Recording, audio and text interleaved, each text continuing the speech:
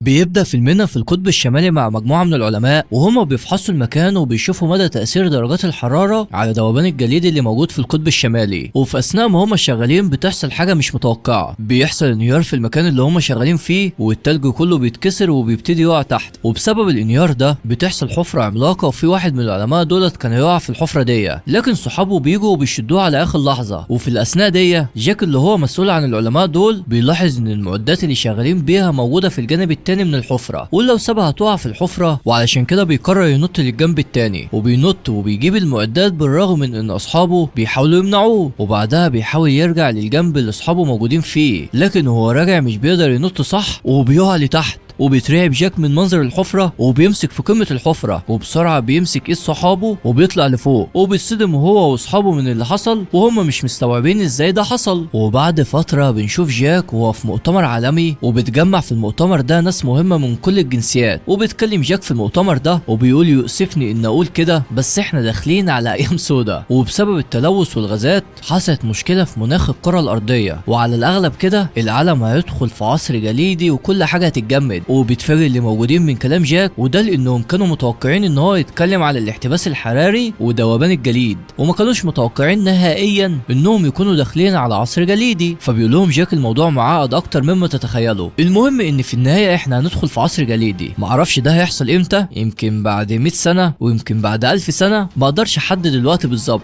بس كل اللي انا متاكد منه ان الكارثه هتحصل ومفيش منها مفر، ولو ما اتصرفناش بسرعه فاولادنا واحفادنا هم اللي هيدفعوا الثمن. وبالرغم من كل الكلام اللي جاك قاله لكن ما حدش بيهتم بكلامه وبيشوف ان هو بيكبر الموضوع، والموضوع ده بيخلي جاك يحس بالاحباط. وبعد المؤتمر جاك بيتفاجئ بان في عالم اسمه رابسون بيطلب منه ان هو يتكلم معاه بخصوص نظريته عن تغيير المناخ، وبيبقى العالم ده معروف وعشان كده جاك بيوافق فورا وبيروح معاه المكان هادي. في الوقت ده في طوكيو بتبقى الدنيا بتمطر بشكل طبيعي والحياه بتبقى عاديه في الشوارع، لكن فجاه بتحصل حاجه اغرب من الخيال، بتبدا تنزل كتل ثلجيه من السماء، والكتل ديت بتبقى عملاقه لدرجه انها بتكسر نافوخ الشخص اللي بتنزل عليه. الموضوع بيبقى مرعب وبتنتشر حاله ذعر في المدينه كلها والكل بيحاول يستخبى، ولكن تساقط التلج بيزيد. الموضوع بيوصل لدرجه ان عدد كبير من الناس بيتصابوا، والاسوأ ان في عدد مش قليل بيموت. وفي تاني يوم بنشوف جاك وهو بيتصل على مراته وبيتخانق معاها لان ابنهم سقط في الرياضيات، فبترد عليه وهي متعصبه وبتقول له اللي خلاك تتخانق معايا الافضل انك تشوف ابنك يا حبيبي، وبدل ما انت مقضي حياتك مؤتمرات كده دور يا اخي شويه على عيلتك. وبيبقى كلامها واقعي وجاك فعلا مؤثر مع عيلته يا صديقي، وعلشان كده مش بيقدر ينطق حرف بعد كلامها. وبعد مكالمه جاك مع مراته بيقرر ان هو يحاول يهتم بسام ابنه وبيسيب شغله المهم وبيروح لابنه علشان يتكلم معاه ويفهم ازاي سقط.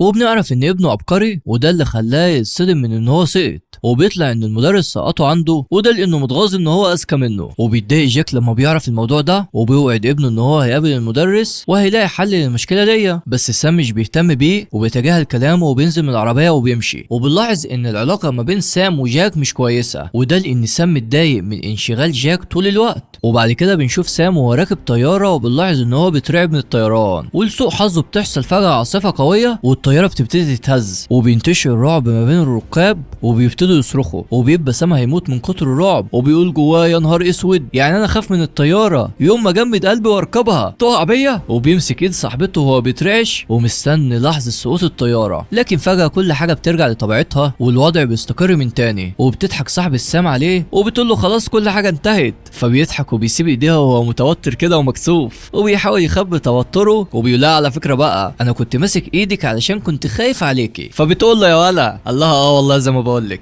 وبعد ما سام بينزل من الطياره بيلاحظ ان في اعداد كبيره من الطيور المهاجره، وهنا بقى بيقلق وبيحس انهم داخلين على كارثه، لانه مش طبيعي كل الطيور ديت تهاجر مره واحده، وعلى الاغلب يعني الطيور ديت حاسه بتهديد او خطر بيقرب. وفي نفس الوقت ده كل الحيوانات اللي في حديقه الحيوان بيبتدوا يعملوا اصوات وكانهم خايفين من خطر بيقرب منهم. وبعدها سام بيروح للمسابقه اللي هو مسافر علشانها، وبتبقى عباره عن مسابقه اسئله شبه برامج العباقره اللي عندنا زي من سيربح المليون وحاجات زي كده يعني. وبنلاحظ ان سام عبقري وعنده معلومات كتير. وبعد الجوله الاولى من المسابقه صاحبته لورا بتتعرف على شاب اسمه جي، وده بيضايق سام لانه معجب بلورا وبيفضل يبص لجي وهو بيتمنى من جواه ان هو يمسكه ويكسر رقبته. وبالليل جاك بيبقى نايم في امان الله وفجاه بيجيله اتصال من العالم رابسون اللي قابله قبل كده، وبيقلق جاك من ان رابسون اتصل بيه في وقت متاخر كده. فبيقول له رابسون انه عارف ان الوقت مش مناسب بس في كارثه يا جدع، فاكر الكارثه اللي انت تنبأت بيها في المؤتمر اللي كنت بتتكلم فيه، وقتها قلت ان الكارثه ديت هتحصل خلال كام سنه. فبيرد جاك وبيقول له مالها يا عم؟ فالعالم بيقول له للاسف الكارثه ديت بدات تحصل والعالم كله في خطر. فبيقول له هو انا نايم بقالي سنه؟ قال له لا، الكارثه ديت بتحصل دلوقتي. وبيصدم جاك من اللي بيسمعه وبيتمنى من جواه لو ان رابسون بيبقى بيهزر معاه او عامل فيه مقلب. فبيقول له رابسون بعتلك ميل فيه كل التفاصيل. وبيطلع جاك يجري على اللاب بتاعه علشان يشوف الايميل، وبيقرا وهو بيقول يا نهار اسود، هو انا توقعت كل ده بس مش بالسرعه دي. ما احنا مالنا، ما هتحصل لاحفاد احفادي. بقى انا اللي كنت بخطط ازاي احميهم من الخطر، دلوقتي هفكر ازاي احمي نفسي من الخطر. وفي الوقت ده في عاصفه ثلجيه مرعبه بتغطي المدينه كلها، وبتبقى ديت اقوى عاصفه حصلت في المدينه، وبتنتشر حاله رعب في المدينه كلها، وكل السكان بيستخبوا ومحدش بيبقى فاهم اللي بيحصل، لكنهم بيبقوا واثقين ان في مصيبه هتحصل.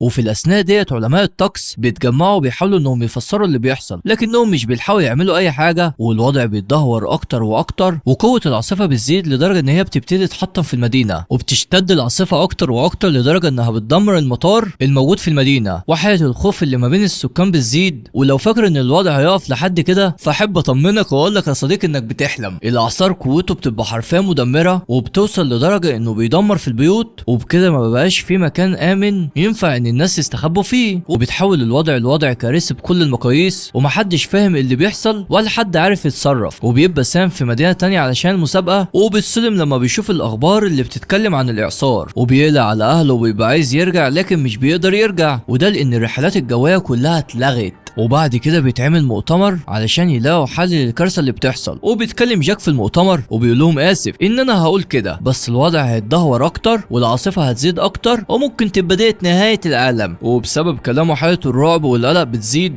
ما هو خلاص بقى كلامه مصدق. وفي خلال وقت قصير جدا كلام جاك بيتحقق، وبيتفاجئ بان الفيضانات انتشرت في كل مكان، وبتبقى الفيضانات ديت في المكان اللي سام موجود فيه. وبيقلق جاك عليه وبيتصل بيه بسرعه وبيطلب منه ان هو يرجع في اقرب فرصه. فبيقول له سام ان هو هيحاول، لكنه اصلا مركز مع البنت اللي بيحبها وجي. وبيلاقي ان ابوه متوتر جامد، وعلشان كده بيقرر يرجع بالقطر وما يستناش لما الرحلات الجويه ترجع تشتغل. وفي تاني يوم جاك بيوصل لنائب الرئيس وبيديله ورق فيها الابحاث اللي عملها، وبيقول له بناء على الابحاث دي الكارثه الكبيره هتحصل خلال 6 اسابيع، ولازم انهم ياخدوا احتياطاتهم بسرعه. بس المفاجئ هو ان النائب مش بيصدقه، وبيقول له انت فاشل وابحاثك كلها غلط، والدليل انك قلت ان الكارثه هتحصل خلال سنين وحصلت خلال ايام. وبيحاول جاك يفهمه ان هو كان غلطان، لكنه المره ديت عمل ابحاثه بدقه وواثق من معلوماته، بس للاسف مش بيصدقه وبيصمم ان هو فاشل، والاحسن ان هو يفضل ساكت، وبيتجاهله وبيمشي وبيسيبه. وبيتضايق جاك من الموقف ده. وبعد كده الحكومه بتبعت 3 طيارات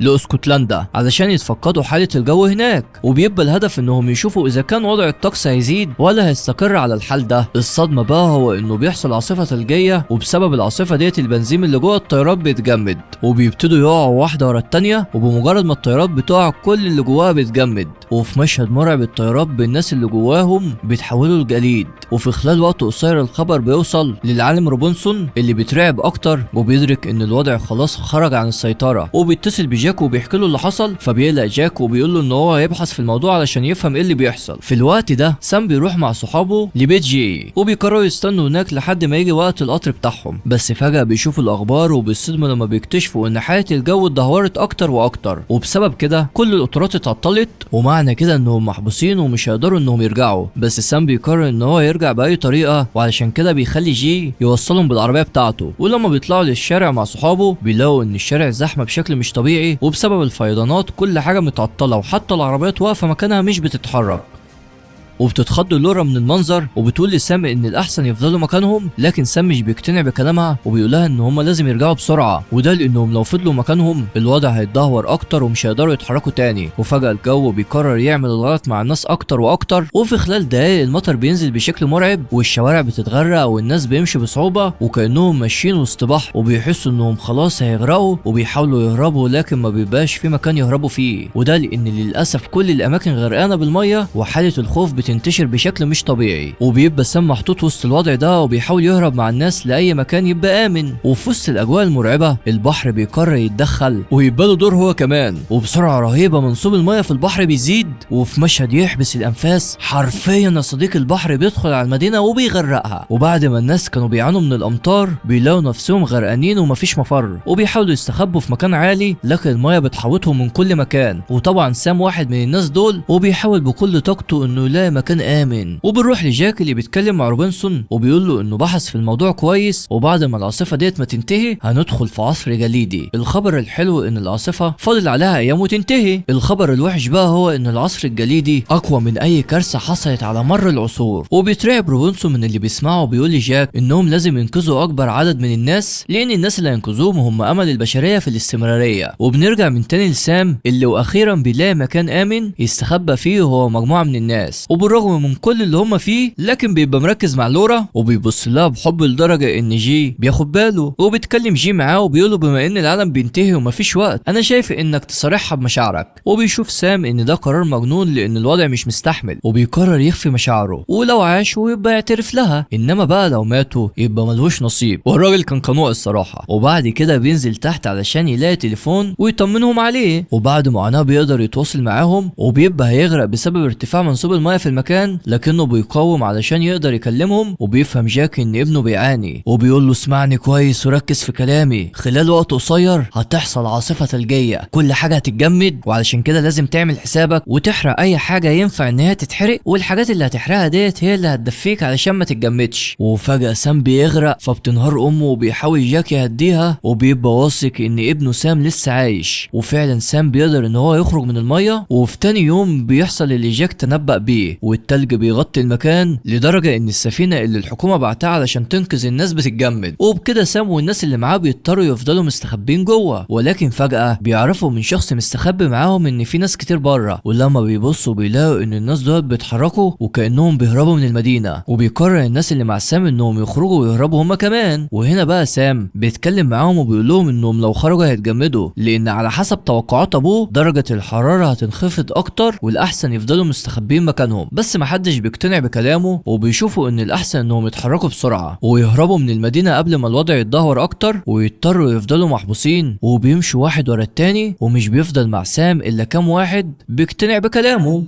وفي حين ان سام مستخبي من برودة الجو جاك بيروح لمكان تلجي علشان ابحاثه، وبيبقى الجو هناك صعب وفوق الوصف لدرجه ان جاك واللي معاه بيتحركوا بصعوبه. وفجاه الجليد اللي هما ماشيين عليه بينكسر وكانوا هيقعوا تحت، لكنهم بيمسكوا نفسهم على اخر لحظه. وهنا بقى بيكتشفوا انهم ماشيين فوق ازاز مركز تجاري الجليد مغطيه، وبيبقى صاحب جاك متعلق ما بين السطح والارض، وبيحاول جاك واصحابه اللي معاه يطلعوه، لكن بسبب الضغط الازاز بيبتدي ينشرخ وبيبقى هينكسر. وبيفهم صاحب جاك ان جاك وصاحبهم التاني ممكن يموتوا وهم بينقذوه، وعلشان كده بيقرر ان هو يضحي بنفسه. وفي لحظه احباط بيقطع الحبل اللي ماسك فيه وبيقع تحت وبيخسر حياته يا صديقي. وساعتها بيصرخ جاك بحزن وهو بينادى عليه. وبعد اللي حصل جاك بيحزن جدا على صاحبه اللي بالرغم من حزنه بيقرر يكمل ابحاثه، وده لان الابحاث ديت هي امل البشريه في النجاه. وبيكمل طريقه هو اللي معاه، بس العاصفه بتشتد والحركه بتبقى صعبه جدا، وخلاص جاك بيحس ان هو مش قادر يمشي. وفجاه صاحبه اللي معاه بيترمي في الارض فبيتخض وبيطلع يجري عليه وبيساله لو كان كويس، لكنه مش بيرد عليه، وده لانه فقد الوعي. فبيقلق جاك وبيخاف ان هو يخسر صاحبه ده كمان. وفي نفس الوقت ده لورا بتتعب جدا، وبيقرر سام يطلع بره علشان يشوف اذا كانت السفينه فيها علاج ولا لا. وبيحاول صحابه يمنعوه من ان هو يخرج لان الخروج خطر، بس هو بيبقى واثق ان السفينه فيها علاج وعلشان كده بيصمم يخرج. ولما بيلاقي جي واصحابه ان هو مصمم بيروحوا معاه، وبمجرد ما بيخرجوا بيكتشفوا ان العاصفه الثلجيه زادت والجو بقى فظيع. بس بالرغم من كده بيصمموا يمشوا لحد السفينه وبيدخلوا جواها وبيدوروا في كل مكان على دواء ينفع للورا. وبعد بحث طويل بيلاقوا اوضه كامله جوه السفينه فيها معدات طبيه، وبيبقى سام عايز يدخل لكنه بيتفاجئ من ان هي مقفوله كويس. وهنا بقى بيفقد اعصابه لان العمليه مش ناقصه وبيفضل يهبد على الباب جامد. وفي اللحظه دي القدر بيقرر يعاند سام اكتر، وفي ذئاب بيوصلوا عند السفينه، وبما ان الجو صعب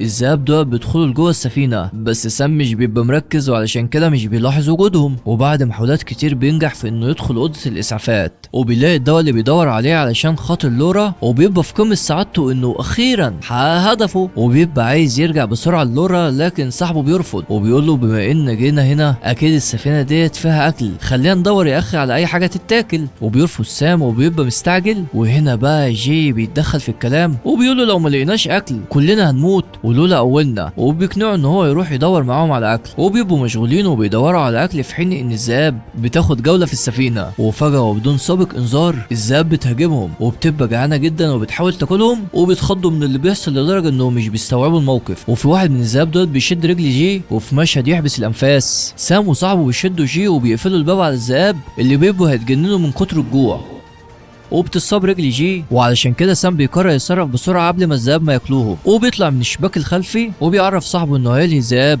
وهيحبسهم في السفينه، وبعدها صاحبه ينقل جي للمكان اللي هم مستخبيين فيه. وبالرغم من ان الموضوع خطر لكن مفيش حل تاني قدام سام، وبياخد معاه سكينه لقاها في السفينه وبيروح للذئاب علشان يستدرجهم، بس هم اول ما بيشوفوه بيحاولوا انهم يهاجموه، وهنا بقى سام بيتحط في موقف لا يحسد عليه وبيبقى هيموت من كتر الرعب، وبيطلع يجري باقصى سرعه عنده والذئاب بيجروا وراه، وفي واحد من الذئاب دولت كان هيمسكه لكنه بيبقى اسرع منه، وعلى اخر ثانيه بيقدر يهرب وبيقفل الباب في وش الذئاب. وبعد ما بيبعدهم عنه بيروح بسرعه لصاحبه وجي وبيدور عليهم، وبيلاقي انهم نجحوا يتحركوا من المكان اللي هم فيه لكنهم لسه ما هربوش من السفينه، فبيقول لهم انهم هيهربوا هم الثلاثه بس في الاول لازم ياخدوا معاهم الاكل اللي لقوه، مش هيبقى موت وخراب ديار يعني. وبنرجع من تاني لجاك اللي بيجري وراه صاحبه اللي لسه فقد الوعي، وبسبب اللي حصل لصاحبه الموضوع بيبقى اصعب، وبعد ما كانت المعاناه انه هو مش عارف يمشي بتبقى المعاناه اصعب بكتير لانه مش عارف يمشي وكمان بيتحرك بصاحبه. وفجأة بيلاحظ ان الجو بيتغير لأسوأ، ومن خلال خبرته بيفهم ان درجة الحرارة هتقل وكل حاجة هتتجمد،